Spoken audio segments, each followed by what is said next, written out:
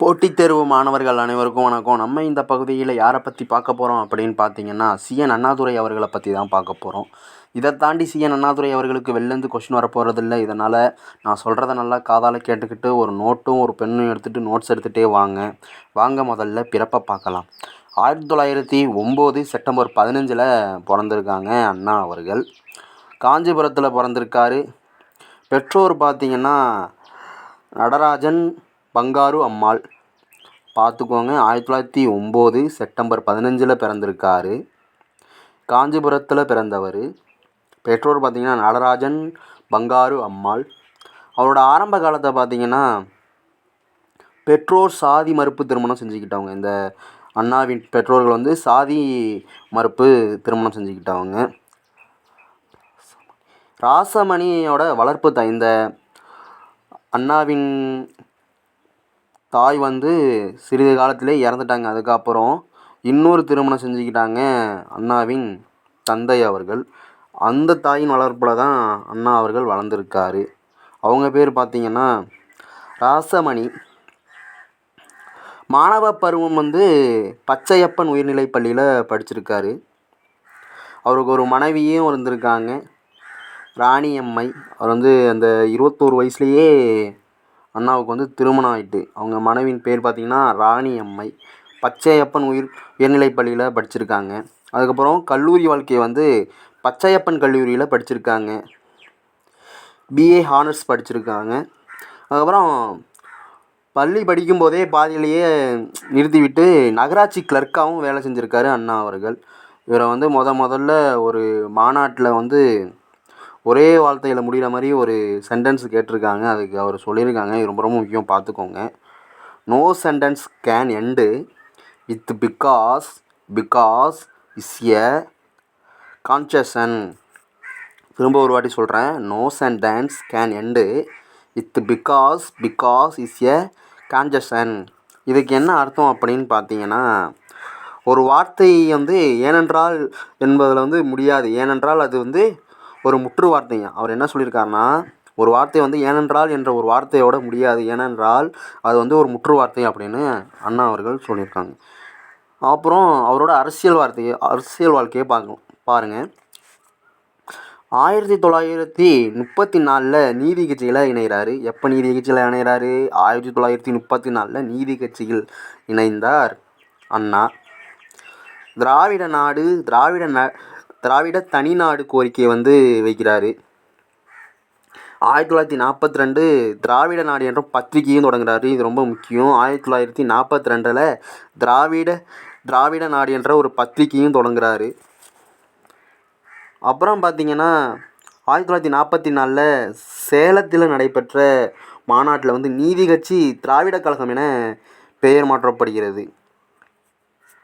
எப்போ வந்து நீதி கட்சி வந்து திராவிட கழகம் என பெயர் மாற்றப்படுது அப்படின்னு பார்த்தீங்கன்னா 1944 எந்த மாநாட்டில் அப்படின்னு பார்த்தீங்கன்னா சேலத்தில். 1944 சேலத்தில் நீதி கட்சி வந்து திராவிடர் கழகம் என பெயர் மாற்றம் செய்யப்படுது. இது ரொம்ப முக்கியம்.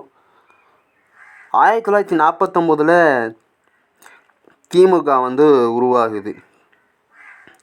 1949 திமுக வந்து உருவாகுது. எப்போ திமுக உருவாகுது அப்படின்னு எக்ஸாமில் கேட்கலாம். திராவிட முன்னேற்ற கழகம் எப்போ உருவானது அப்படின்னு கேட்கலாம். 1949 திமுக உருவாக்கம். 1962 to 1967 மாநிலங்களவை உறுப்பினராகவும் ஆகிறாரு அண்ணா. 1967 1969 தமிழ்நாடு முதலமைச்சராகவும் ஆகிறாரு. 1962 to 1967 மாநிலங்களவை உறுப்பினர். 1967 to 1969 தமிழ்நாடு முதலமைச்சரும் ஆகிறாரு அறிஞர் அண்ணா அவர்கள். திமுக வந்து எப்படி வந்து திமுக வந்து எப்படி உருவாகுதுன்னு பார்க்கலாம். பெரியார் வந்து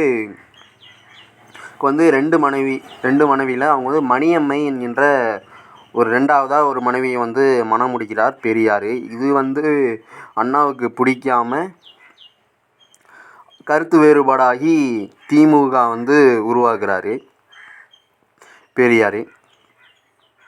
பெரியாருடன் கருத்து வேறுபாடாகி அண்ணா வந்து உருவாக்குறாரு திமுகவை. அப்போ பெரியார் வந்து திருமணம் செய்கிறப்ப பெரியாரோட வயது பார்த்திங்கன்னா 70, அந்த மணியம்மை அவர்களோட வயது பார்த்திங்கன்னா வெறும் 28 தான். பெரியாரின் மீது ஈர்ப்பு குறைந்ததால் 1949 செப்டம்பர் 17 திமுக உருவாகிறது. எப்போ திமுக உருவாகுது அப்படின்னு பார்த்தீங்கன்னா 1949 செப்டம்பர் 17. செப்டம்பர் 17 என்ன நாளுன்னா பெரியார் அவர்களோட பிறந்தநாள் அன்று 1949 பெரியார் அவர்களின் பிறந்தநாள் அன்று திமுக வந்து உருவாக்குறாரு அண்ணா அவர்கள். அப்புறம் அண்ணா ஈவேரா சம்பத் ஆகியோர் வந்து திராவிட முன்னேற்ற கழகத்திலிருந்து விலகிறாங்க. அப்புறம் வந்து சம்பத் வந்து திராவிட முன்னேற்ற கழகத்திலேருந்து வெளியேறி வந்து யாருன்னு பார்த்தீங்கன்னா அவரும் வந்து கருத்து வேறுபாட்டால் வெளியேறி இந்த தமிழ்நாடு தேசிய கட்சின்னு ஒன்று வந்து தொடங்குறாரு சம்பத் அவர்கள். அப்புறம் மொழிவாரியாக மாநிலங்கள் பிரிக்கப்பட்டன. பசல் அலி கமிட்டியின் மூலம் ஆந்திரா வந்து 1953 அக்டோபர் 1 வந்து பிரிக்கப்பட்டது. எப்போ மொழிவாரி மாநிலமாக பிரிக்கப்பட்டதுன்னு தேர்வில் கேட்பாங்க, ரொம்ப முக்கியம்.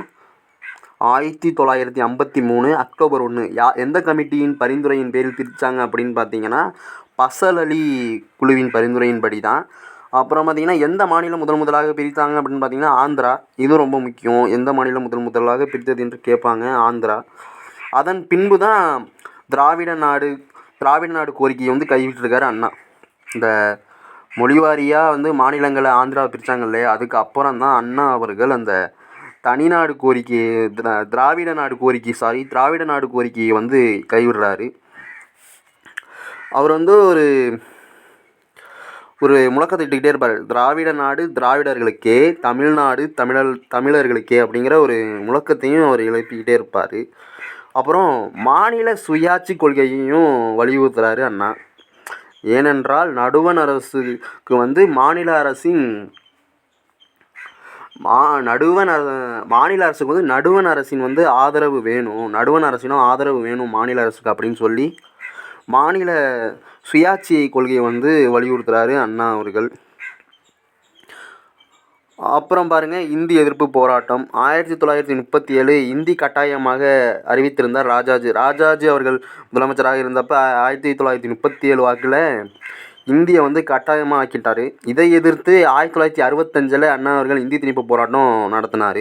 எப்போ இந்தி திணிப்பு வந்து கட்டாயமாக்கப்பட்டதுன்னு தேர்வில் கேட்டால் என்ன சொல்லணும், 1937 இந்தி வந்து கட்டாயமாக்கப்பட்டது. யார் ஆட்சி காலத்தில்? ராஜாஜி ஆட்சி காலத்தில். அதை எதிர்த்து அண்ணா எப்போ போராடினார்? 1965 இந்தி திணிப்பு போராட்டம் நடத்தினார்.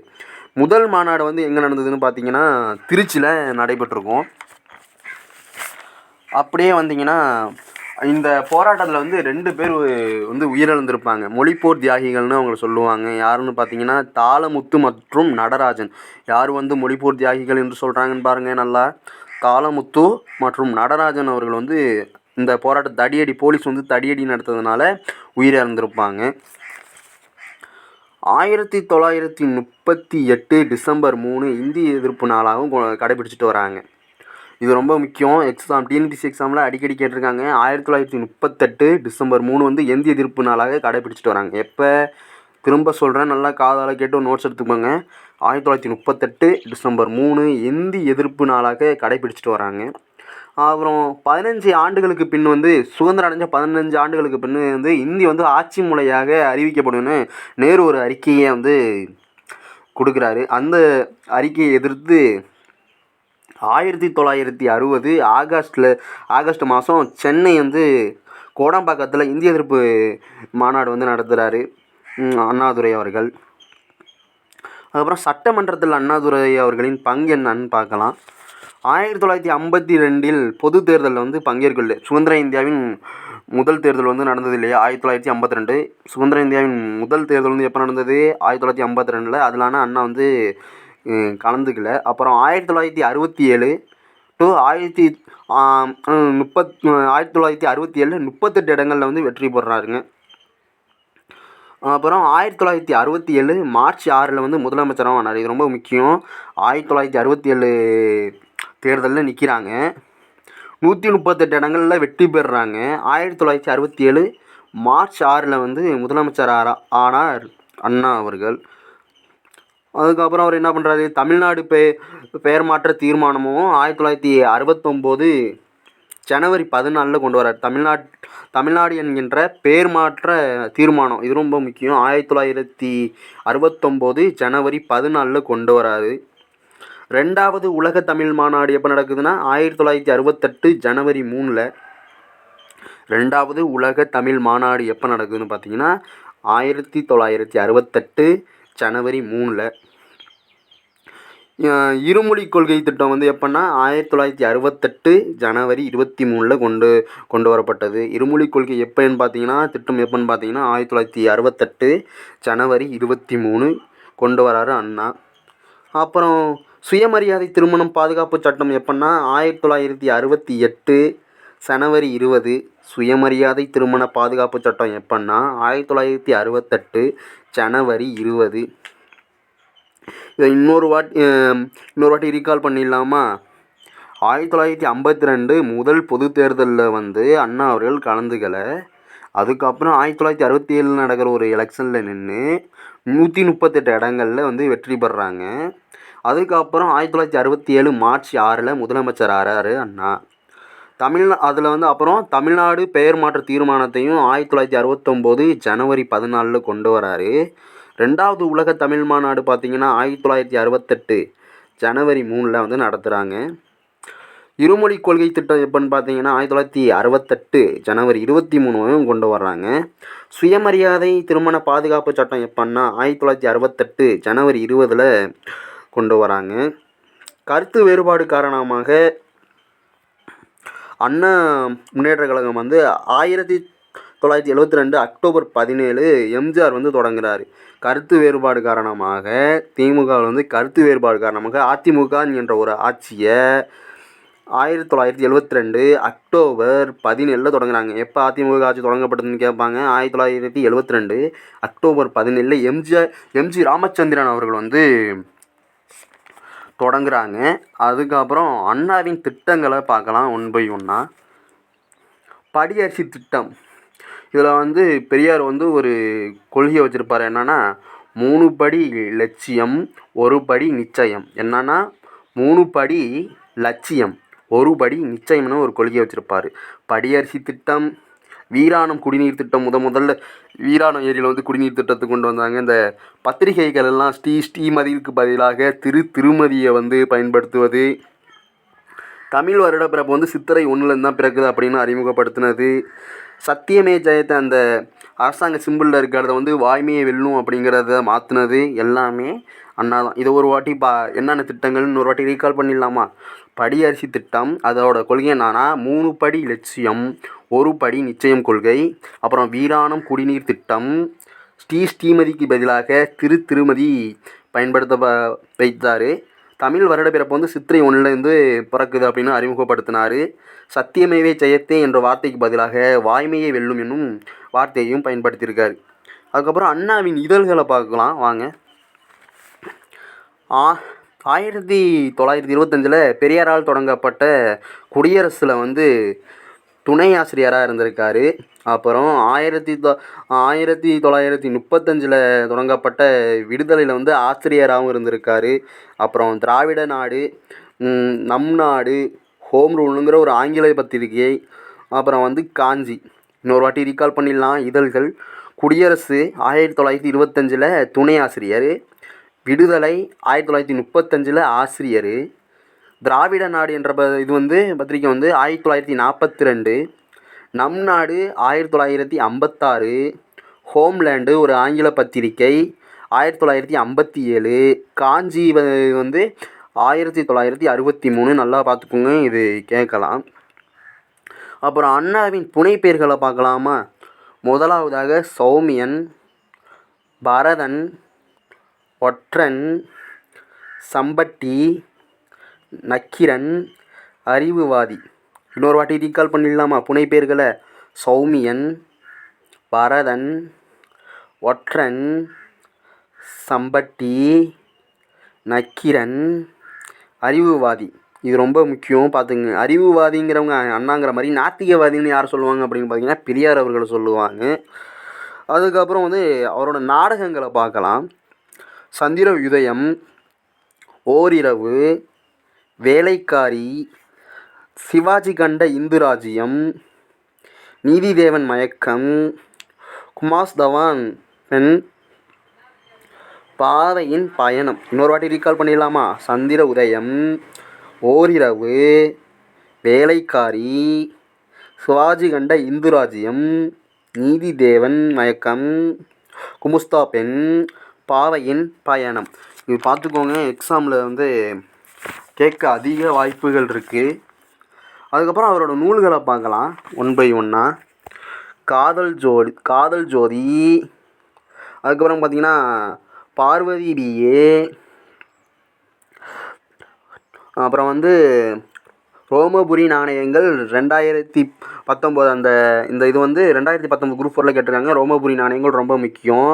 தீ பரவட்டும், ரோமபுரி நாணயங்கள் வந்து கேட்டிருக்காங்க குரூப் 4ல். எப்போனா 2019 கேட்ட குரூப் 4ல் இந்த ரோமபுரி வந்து ராணிகள் வந்து கேட்டிருக்காங்க. அதுக்கப்புறம் பார்த்திங்கன்னா அப்புறம் அறிஞர் அண்ணாவின் கவிதைகள் வந்து தொகுத்து 2005 தமிழ் பீடம் என்னும் இதில் வந்து வெளியிட்டிருக்காங்க. இதுவும் குரூப் 4 எக்ஸாமில் கேட்டிருக்காங்க. 2005 அறிஞர் அண்ணாவின் கவிதைகள்லாம் தொகுத்து தமிழ் பீடம் என்னும் இதில் வந்து வெளியிட்டிருக்காங்க. அப்புறம் வந்து ஜபமாலை, ஆரியமாலை. இந்த ஆரியமாலை என்கின்ற ஒரு இதையும் ரொம்ப முக்கியமானது நூல்கள், பார்த்துக்கோங்க. இன்னொரு வாட்டி ரீகால் பண்ணிடலாமா? காதல் ஜோதி, கலிங்கராணி, பார்வதி பிஏ, தீ பரவட்டும், ரோமபுரி நாணயங்கள், இது ரொம்ப முக்கியம்.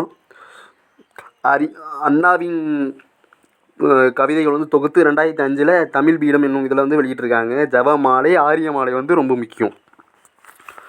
அண்ணாவின் நினைவு சின்னங்களை பார்க்கலாமா? அடுத்து அண்ணாவோட நினைவு சின்னங்களை பார்க்கலாம். நினைவு இடங்கள் அரசு எங்கெங்கே வச்சுருக்காங்க அப்படி. அண்ணாவின் நினைவிடம் வந்து சென்னை மெரினாவில் வச்சுருக்காங்க. அந்த மெரினாவில் தான் எம்ஜி ராமச்சந்திரன் அவர்களுக்கு, செல்வி ஜெயலலிதா அவர்களுக்கெல்லாம் இருக்குது இல்லையா, அந்த வரிசையில் அண்ணாவுக்கு வச்சுருக்காங்க. காஞ்சிபுரம் அண்ணாவின் நினைவு இல்லமாக மாற்றப்பட்டுள்ளது. காஞ்சிபுரத்தில் அவர் வாழ்ந்த இல்லம் வந்து நினைவு இல்லமாக மாற்றியிருக்காங்க. அப்புறம் அண்ணா பல்கலைக்கழகம் சென்னை மவுண்ட் ரோட்டில் வந்து அண்ணா சாலை ஒன்று அமைச்சிருக்காங்க. வேலூரில் அண்ணா திரையரங்கம் வந்து அரசாங்கத்துக்கு சொந்தமான திரையரங்கம் வந்து அண்ணா கலையரங்கம்னு மாற்றிருக்காங்க. 2009 அண்ணாவின் நினைவாக அவர் உருவம் பொறிக்கப்பட்ட 5 ரூபாய் நாணயத்தையும் நடுவண் அரசு வெளியிட்டிருக்காங்க. இது எக்ஸாம் டெய்லி கேட்டிருக்காங்க, பார்த்துக்கோங்க. இது வந்து இன்னொரு வாட்டி ரீகால் பண்ணிடலாமா? நினைவு சின்னங்கள் அப்படிங்கிற ஒரு பகுதியில் அண்ணா நினைவிடம் சென்னை வந்து மெரினா கடற்கரையில் இருக்குது. அவர் வாழ்ந்த காஞ்சிபுரம் இல்லை வந்து நினைவில்லமாக மாற்றப்பட்டிருக்கு. அப்புறம் அண்ணா பல்கலைக்கழகம் அமைச்சிருக்காங்க. சென்னை மவுண்ட் ரோட்டில் வந்து அண்ணா சாலை ஒன்று அமைச்சிருக்காங்க. அரசுக்கு சொந்தமான வேலூரில் இருக்க ஒரு திரையரங்குக்கு அண்ணா கலையரங்கம்னு பேர் வச்சுருக்காங்க. அப்புறம் 2009 அண்ணாவின் நினைவாக அவர் உருவம் பொறிக்கப்பட்ட 5 ரூபாய் நாணயத்தை வந்து வெளியிட்டிருக்காங்க நடுவண் அரசு. இதை நல்லா பார்த்துக்குங்க. அப்புறம் 2010 அண்ணா நூற்றாண்டு நூலகத்தையும் உருவாக்கியிருக்காங்க. இது நம்ம ஸ்கூல் புக்லேயே இருக்குது இல்லையா, 8 தளங்கள் இருக்கும், ஒன்றுலையும் ஸ்பெஷாலிட்டி இவ்வளோ இருக்குது அப்படின்னு சொல்லியிருப்பாங்க. அதுதான், அதை பார்த்துக்கோங்க. இதெல்லாம் எக்ஸாமில் கேட்கறதுக்கான அதிக வாய்ப்புகள் இருக்குது. அதுக்கப்புறம் அண்ணாவின் படைப்புகளை பார்க்கலாம். மகளிர் தோட்டம், தமிழ் கட்டுரை, கொக்கரக்கோ சிறுகதை, காங்கிரஸ் ஊழல் கவிதை, பகிரங்க கடிதம், கேவலத்தின் கோபம், குருபுதினம், ரங்கோரதா வந்து நாவல் எழுதியிருக்காங்க. லட்சிய வரலாறு, வாழ்க்கை புயல் வந்து ஒரு இது. நல்ல தம்பி வந்து படமாகவே எடுத்திருக்காங்க இல்லையா, நாடகம். அது இன்னொரு வாட்டி ரீகால் பண்ணிடலாமா படைப்புகளை?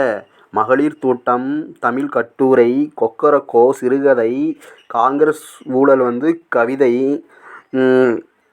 பகிரங்க கடிதம் வந்து கடிதம், கோமலத்தின் கோபம் வந்து குருபதினம், ரங்கூன் ராதா வந்து ஒரு நாவலாக இருக்குது. லட்சிய வரலாறு, வாழ்க்கை புயல் வந்து ஒரு நூல். அப்புறம் நல்லத்தம்பி வந்து ஒரு நாடகம். அப்புறம் அறிஞர் அண்ணாவின் பட்டங்களை பார்க்கணும். பட்டங்களை பார்க்கலாமா? அடுத்ததா வாங்க, இதுவும் கேட்காது. தென்னாட்டின் பர்னாட் ஷா யார் அந்த பட்டத்தை வந்து கொடுத்ததுன்னா கல்கி கிருஷ்ணமூர்த்தி அவர்கள். அறிஞர் பட்டம் யார் கொடுத்ததுன்னா பாரதிதாசன். அண்ணா பல்கலைக்கழகங்களில் கன்வியூஸ் பண்ணிக்கூடாது, சாரி. அண்ணாமலை பல்கலைக்கழகம் வந்து கௌரவ பட்டம். யோல் பல்கலைக்கழக வந்து சுபாஷ்லேவ் விருது, அது வந்து அமெரிக்க விருது. இது வந்து அமெரிக்கர்கள் மட்டும்தான் வாங்கினாங்க. இந்தியர்கள் வாங்கின வந்து ஒரே ஆள் வந்து நம்ம அண்ணா அவர்கள் தான். ஒரு அமெரிக்க ஒன்று விருது வாங்கியிருக்காரு. திமுக செயலகத்துக்கு வந்து அண்ணா அறிவாலயம் என்ற ஒரு பெயரும் விட்டுருக்காங்க. சட்ட பேரவை சட்ட மேலவையை வந்து அண்ணா எப்படி சொல்லுவாங்கன்னா கப்பன் சாசர் என்று சொல்லுவாங்க. இறுதி மரியாதையில் வந்து திரளான மக்கள் வந்து கலந்து கொண்டதால் இது வந்து கின்னஸ் சாதனையிலையும் ஈடுபட்டிருக்கு. அண்ணாதுரையோட உருவப்படம் வந்து சட்டமன்ற அறையிலையும் இது பண்ணியிருக்கு. இதை இன்னொரு வாட்டி ரீகால் பண்ணிடலாமா? அவரோட பட்டங்கள்: தென்னாட்டின் பெர்னாட் ஷா. யார் அந்த பட்டத்தை கொடுத்தது? கல்கி கிருஷ்ணமூர்த்தி. அறிஞர் பட்டம் யார் கொடுத்தது? பாரதிதாசன். அண்ணாமலை பல்கலைக்கழகம் கௌரவ பட்டம் வாங்கியிருக்கு. யோல் என்கின்ற ஒரு அமெரிக்க ஒரு விருதையும் வாங்கியிருக்காரு. திமுக செயலகத்துக்கு அண்ணா அறிவாலயம் என்ற ஒரு பெயரும் இருக்குது. சட்டப்பேரவையை வந்து அறிஞர் அண்ணா என்ன சொல்கிறாருன்னா கப்பன் சாசர்னு சொல்கிறாரு. அவரோட இறுதி மரியாதையில் வந்து மாபெரும் திரளான மக்கள் கலந்து கொண்டதால் அது வந்து இன்னும் சாதனையில் இடம்பெற்றிருக்கு. அண்ணாதுரை அவர்களின் உருவம் பொறிக்கப்பட்டது வந்து சட்டசபையில் இடம்பெற்றிருக்கு அப்படின்னு சொல்லியிருக்காங்க. அப்புறம் அண்ணாவின் பொன்மொழிகள் சில இதை பார்க்கலாம். முதலாவதாக, மாற்றான் தோட்டத்து மல்லிகைக்கும் மனமுண்டு, சட்டம் ஒரு இருட்டறை, வழக்கறிஞர் வாதம் வந்து விளக்கு, நடந்தவை நடந்தவையாக இருக்கட்டும், இனி நடப்பவை நல்லவையாக இருக்கட்டும் என்று சொல்லியிருக்காங்க. பார்த்துக்கோங்க. இதெல்லாம் வந்து இது போன்ற பொன்மொழிகளை வந்து அண்ணா அவர்கள் இது பண்ணியிருக்காங்க. இவ்வளவு தாங்க. அண்ணா வந்து லாஸ்ட்டாக எப்போ இறந்தாங்க அப்படிங்கிறத மட்டும் நம்ம இன்னும் பார்க்கல இல்லையா? அதை மட்டும் பார்க்கணும். 1969 பிப்ரவரி 3 இறக்குறாரு அண்ணா அவர்கள். எப்போது? 1969 பிப்ரவரி 3 அண்ணா அவர்கள் இறக்குறாங்க. இவ்வளவு தாங்க அண்ணாவோட எக்ஸாம் பாயிண்ட் ஆஃப் வியூவிலான பாயிண்ட்ஸ் எல்லாமே இதில் நான் அப்படியே தொகுத்து கொடுத்துருக்கேன். இதை தாண்டி வெளிலேருந்து கொஸ்டின் கேட்க போகிறதில்ல. இது போன்ற போட்டித் தேர்வுக்கான வீடியோஸ் நீங்கள் பார்க்கணுன்னா நம்ம சேனல் சப்ஸ்கிரைப் பண்ணிக்கோங்க. இந்த வீடியோ பிடிச்சிருந்தா ஒரு லைக் பண்ணிக்கோங்க. நன்றி, வணக்கம் நண்பர்களே.